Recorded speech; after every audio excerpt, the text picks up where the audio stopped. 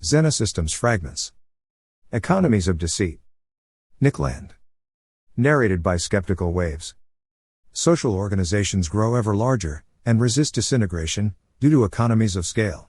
There are disproportionate benefits to being large, sufficient to overcompensate for the associated disadvantages, to support expansion, and to fund the suppression of fission.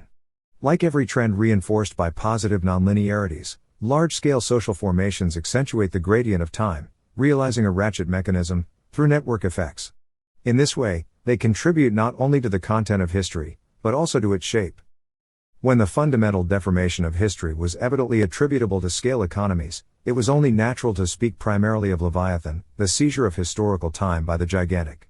It might therefore be considered a significant symptom, of something, that a substitute term now seems more persuasively applicable.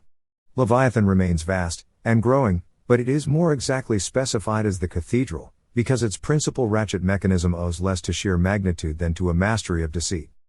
Deceit is nothing new, in matters of power, or any other, but it is open to innovation. A state religion that pretends to be the negation of religion is something new, as is propaganda in its strict sense.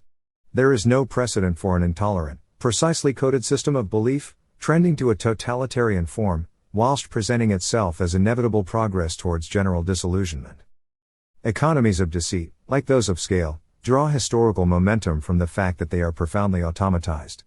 No one decided that large-scale social organizations should be advantaged. Similarly, the revolutionary efficiency of deceit was never a point of deliberation. Deceit works, due to contingencies of deep evolution. More specifically, it works because propaganda machinery was never a factor in the archaic human environment, so that stimulus sensitivity was never provided with the opportunity to adapt defensively in respect to it. The total power of deceit can be understood most clearly when examined backwards, from its final destination, which is shared with the entire utilitarian sphere. At the end there is the wirehead, the social and technological destination of direct neurological rewards, where the message I have received what I want has been divorced from all real acquisition or accomplishment. Do you want this thing? Or do you want the feeling that you have this thing? The latter can be strengthened, sharpened, and in every way subjectively perfected. It is also, given suitable historical conditions, vastly cheaper to deliver. Hence, the economy of deceit. For those paying attention, the entire structure of economic thought and policy switched onto this track roughly a century ago. The demetallization of money is the most obvious indicator, trending towards a pure signal of wealth, entirely disconnected from the extravagance of physical reality. Keynesianism, in its essence, is wirehead economics, focusing on the policy question: how do we best deliver the stem?